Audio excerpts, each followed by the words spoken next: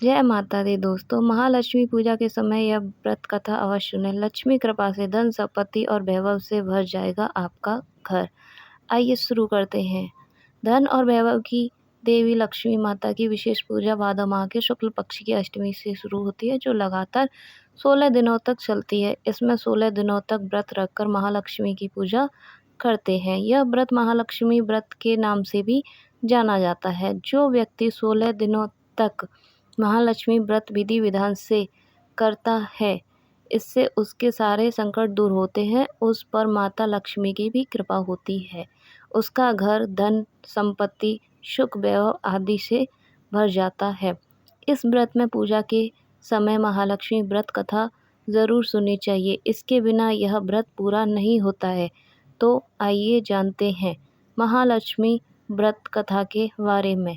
पौराणिक कथा के अनुसार एक समय की बात है, एक गांव में गरीब ब्राह्मण रहता था। वह नियमित भगवान विष्णु की पूजा करता था। वह स्वयं को भगवान विष्णु का परम भक्त मानता था। एक दिन भगवान विष्णु उसकी पूजा श्रद्धा और भक्ति से बहुत प्रसन्न हुए और उससे दर्शन दिए। उन्होंने ब्राह्मण से कोई भी एक वरदान मांगने को कहा था। तभी इस पर ब्राह्मण ने कहा कि हे प्रभु, आप ऐसा करें कि सदैव ही उसके घर में माता लक्ष्मी का वास हो।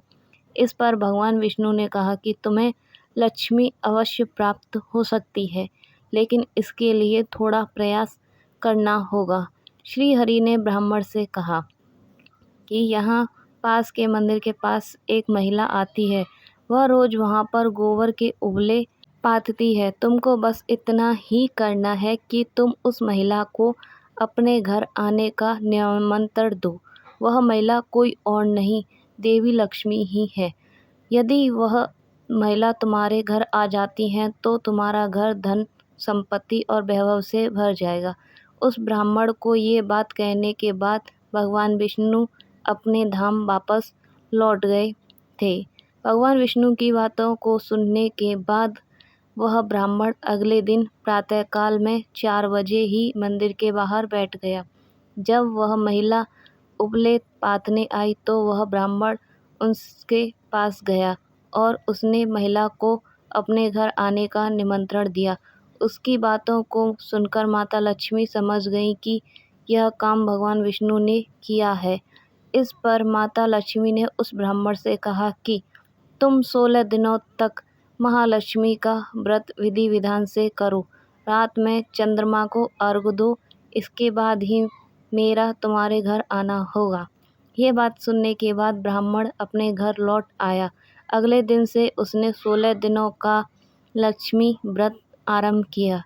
हर दिन उसने विधि विधान से लक्ष्मी जी की पूजा की और चंद्रमा को अर्घ्य दिया। व्रत के अंतिम दिन उसे पूजा संपन्न होने के बाद उत्तर दिशा में मुख करके माता लक्ष्मी को पुकारा।